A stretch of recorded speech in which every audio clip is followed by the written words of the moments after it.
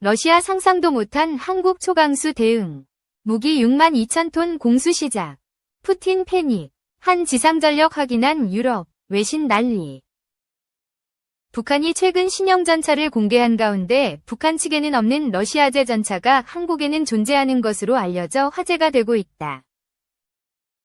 북한은 지난 2020년 북한 노동당 창건 제75주년 기념 열병식에서 신형 전차를 공개했다. 이 신형 전차의 공식 명칭은 아직 공개되지 않았으며 이란 줄피카, 줄파이카, -3 전차의 차체, 포탑, 반응장갑 설계와 북한제 선군호 전차의 무장 시스템을 결합한 후 러시아 T-14 전차의 선진적 설계 개념을 더해 한 단계 업그레이드하여 만든 전차로 추정된다. 이는 설계나 완성도 측면에서 기존 선군호 전차에 비해 북한 측의 급격한 전차 기술 발전을 보여주는 사례로 꼽힌다. 북한은 러시아의 도움을 받아 전차 개발에 성공한 것으로 보인다. 러시아는 전차를 주력으로 개발해오던 나라로 러시아의 기술력은 그 어느 나라에도 꿀리지 않는 것으로 알려졌다. 북한이 실제로 러시아제 군 무기를 많이 들여오면서 기술력을 모방하기 위해 노력하고 있는 가운데 북한군이 들여오지 못한 러시아제 전차 T-806에 관심이 쏠린다. 한국은 1995년 세계 최초로 러시아제 T-806 전차를 수입한 것으로 알려졌다. T-806 전차는 당시 러시아의 주력 전차로 개발국인 러시아조차 400여 대밖에 도입하지 못한 최신 장비였는데 한국에 수입이 된 사실이 이례적인 경우로 꼽힌다. 냉전이 끝난 이후라고는 하나 러시아의 최신 전차가 별다른 제재 없이 미국의 동맹국에 수출된 것은 전례 없는 큰 사건으로 실제로 한국은 도입 직후 전차를 분해해 성능을 연구했다고 알려졌다. 한국이 T-806 전차를 도입할 수 있었던 이유는 당시 러시아가 극심한 경제난을 겪었기 때문이다. 제2차 세계대전이 끝난 직후 소련에 우리나라가 경협차관을 제공했는데 소련 붕괴 후 이를 승계한 러시아가 경제난을 겪으면서 차관을 돌려받지 못하는 상황이 발생했다. 노태우 정부 당시 러시아는 현금이 아닌 방위산업 물자로 차관을 돌려주기로 해불곰 사업의 일환으로 T-806 전차를 수입하게 된 것이다. 노태우 정권 당시 진행된 1차 불곰 사업의 결과 BMP-3 장갑차와 메티스-M 대전차 미사일 등 러시아제 무기가 대량으로 도입되었는데 이 당시 T-806 전차 30여 대가 같이 국내로 수입된 것으로 알려졌다.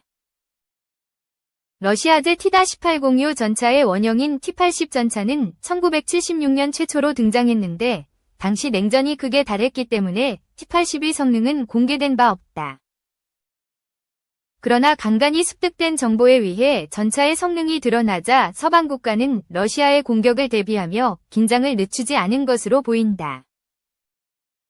T-80 전차의 경우 T-64 전차를 개량한 전차라는 사실이 드러났기 때문이다.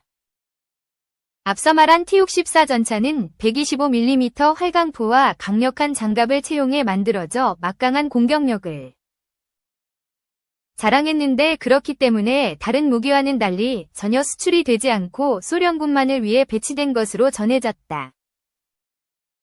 당시에는 T-64 전차의 공격력이 막가했으나 시간이 지난 이후 이 전차의 기계적 신뢰성이 떨어진다는 사실이 발견되었다. 한국에 도입된 T-806 전차의 시초라 불리는 T-80 전차의 경우 T-64 전차의 신뢰성을 개선하기 위해 개발된 것으로 알려졌다.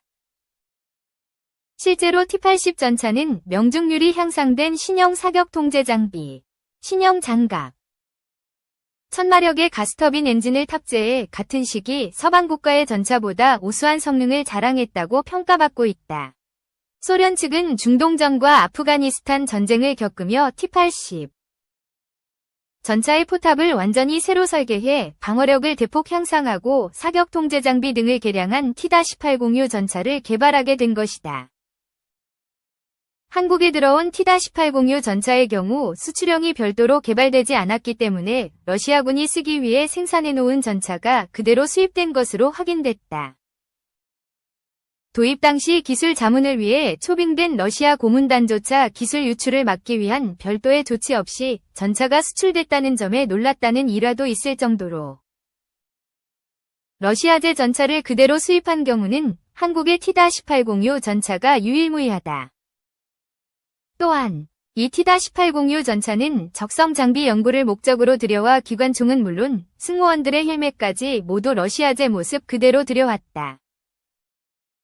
앞서 말한 듯이 T-1806 전차는 적성 장비 연구 목적으로 들여왔기 때문에 도입 직후 기계화학교에서 연구용으로만 운영되어 왔다. 실제 운용에 사용되지 않은 이유는 북한의 전차와 비슷한 생김새를 가지고 있어 실전 상황에서 피하식별 문제가 있다는 단점을 보유했기 때문이다.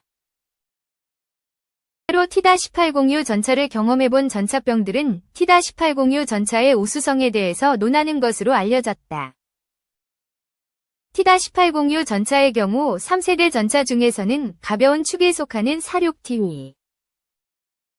무게를 가지고 있으나 엔진 출력은 가장 높은 1250마력에 달해 시속 70km라는 속도로 빠르게 움직일 수 있다.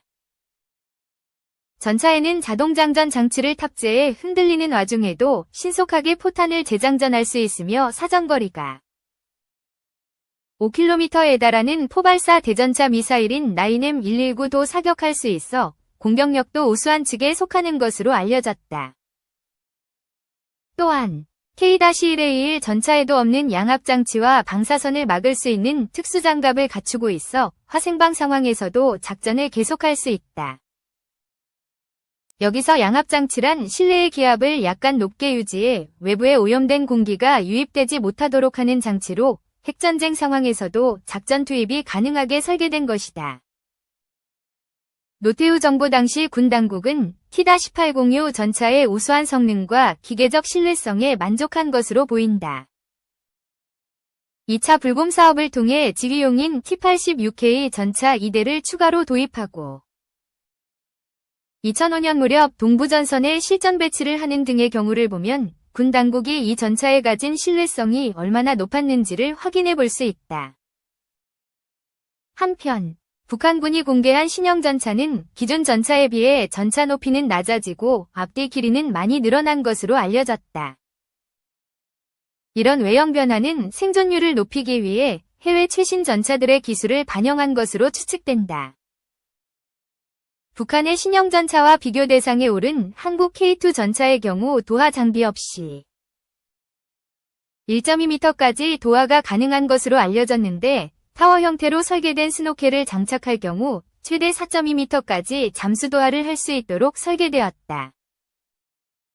이러한 기술은 1990년대 말 도입된 T-1806 전차를 통해 습득한 노하우를 바탕으로 제작된 것으로 알려졌다. 2. 미 북한군 상당수 러쿠르스크서 전투 참여 확인. 베단트 파텔 국무부 부대변인은 이날 브리핑에서 1만 명 이상 북한군이 러시아 동부로 파견됐고 그들 중 대부분이 쿠르스크주로 이동해 러시아군과 전투작전에 관여하기 시작했다는 것을 확인할 수 있었다고 말했다. 파텔 부대변인은 러시아군은 북한군에게 최전선 작전 핵심 기술인 참호 개척, 화포, 무인기 등을 훈련시켰다고 설명했다.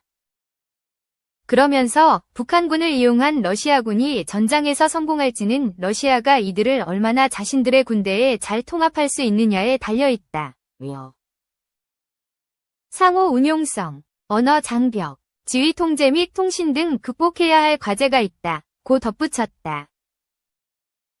파텔 부대변인은 또 토니 블링컨 국무장관이 북대서양조약기구 나토 유럽연합 EU 과위 회의 참석을 위해 유럽으로 향하고 있다며 동맹 파트너국과 이 문제를 논의하고 협의할 예정이라고 강조했다.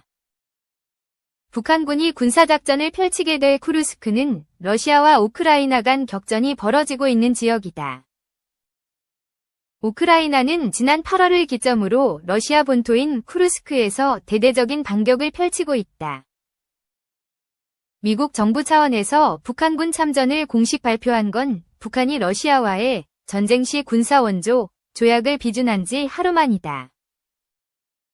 앞서 북한은 전날 노동당 기관지 노동신문을 통해 김정은 국무위원장이 지난 6월 러시아와 체결한 포괄적인 전략적 동반자 관계 조약을 비준했다고 밝힌 바 있다. 관련 조약 4조는 일방이 무력 침공을 받아 전쟁 상태에 처하게 되면 지체 없이 모든 수단으로 군사적 원조를 제공한다고 명시돼 있다. 블라디미르 푸틴 러시아 대통령도 지난 9일 현지 시간 해당 조약에 서명한 바 있다. 조약의 효력은 북러 양국이 이를 교환하는 날부터 발생한다. 3. 오늘부터 한미일 3국 모여 연합훈련. 미국 항공모함이 참가한 한미일 3국 연합훈련이 진행된다. 지난 6월 최초로 시행한 다영역 3자 훈련으로 올해만 이번째다. 13일 합동참모본부는 한미일 3국이 13일부터 15일까지 4일간 제주 남방공해상에서 한미일 다영역 훈련인 프리덤 에지 훈련을 시행한다고 밝혔다. 훈련 명칭인 프리덤 에지는 한미연합 프리덤 실드와 미일 연합 킨엣지 연습의 앞뒤 단어를 따서 만들어졌다.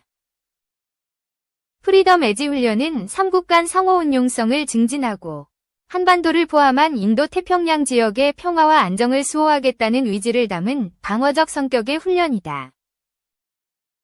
지난 6월 말 제주 남방공해상에서 첫 훈련이 이뤄졌다.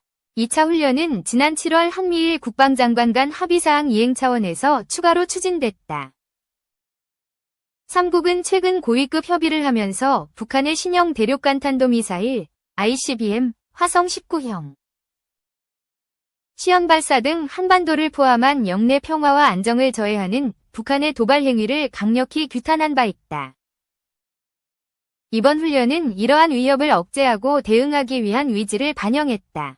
이번 훈련에는 한국의 서해류성용함 DDG, 충무공이 순신함 DDH, 해상초계기 P3, 전투기 F-35A, F-15K 미국의 항공모함 조지 워싱턴 CVN, 히긴스함 DDG, 맥켄베람 DDG, 함재기, 해상초계기 P8, 전투기 F-35A 일본의 하구로함 DDG, 해상초계기 P3, 전투기 F-15J, F2 등이 참가한다. 프리덤 에지 훈련에는 5세대 전투기가 참가한 공중훈련, 해상미사일 방어훈련, 대잠전 훈련, 대해적 훈련, 방공전 훈련, 사이버 방어 훈련 등 다영역 훈련이 시행될 예정이라고 합참은 전했다.